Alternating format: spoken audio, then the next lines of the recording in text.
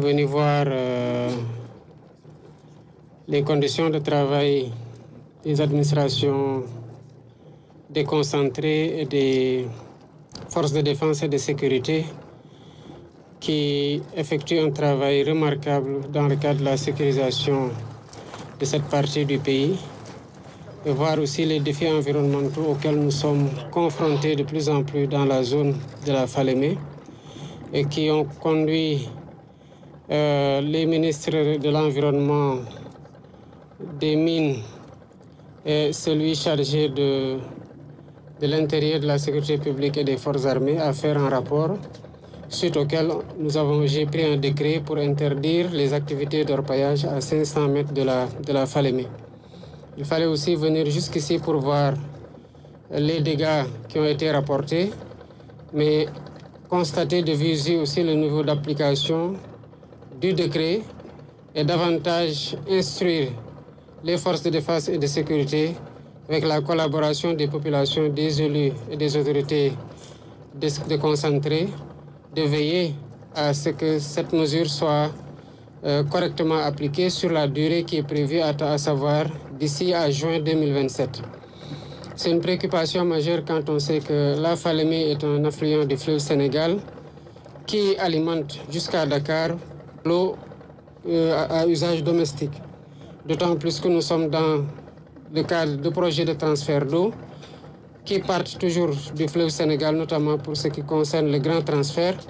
et qui doit alimenter les villes de Touba, de Thiès, de Mbour et de Dakar qui concentrent plus de 52% de la population urbaine et 31% de la population du Sénégal, étant entendu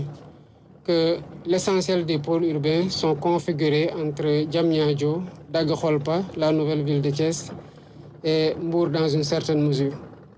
Évidemment, c'est une préoccupation, mais je pense que ce que j'ai constaté rassure quant à la fermeté qu'il faut avoir pour faire appliquer le décret dans la durée. Le chef de l'État est donc à Kédougou pour évaluer l'impact des dégâts causés par les crues du fleuve Sénégal. Et durant cette visite de 48 heures, le président Bassirou Diomaye Faye va se rendre auprès de ces Sénégalais fortement impactés au Marning. Vêtu de sa tenue militaire, chef suprême des armées, le président Bassirou Diomaye Faye monte à bord de la Casa 295. L'avion militaire fait un trajet d'1h30 avant d'atterrir à Kédougou.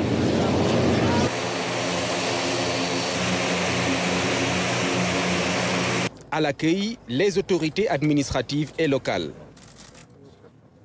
avec les honneurs militaires.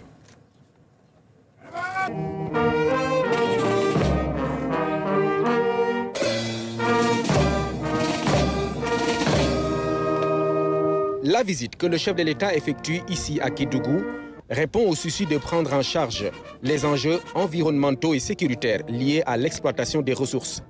La région recèle en effet de forts potentiels, avec notamment la prédominance des activités extractives. Le déplacement du chef de l'État va permettre d'adresser la problématique de la réorganisation du secteur minier ou encore la réhabilitation des sites d'orpaillage. Ainsi, après l'accueil, le président Bassirou Diomaye Faye se rend à Saraya pour visiter les exploitations au cœur de la région de Kédougou. Badi, Yafera, Balou, Nyongani, Babako, Bloc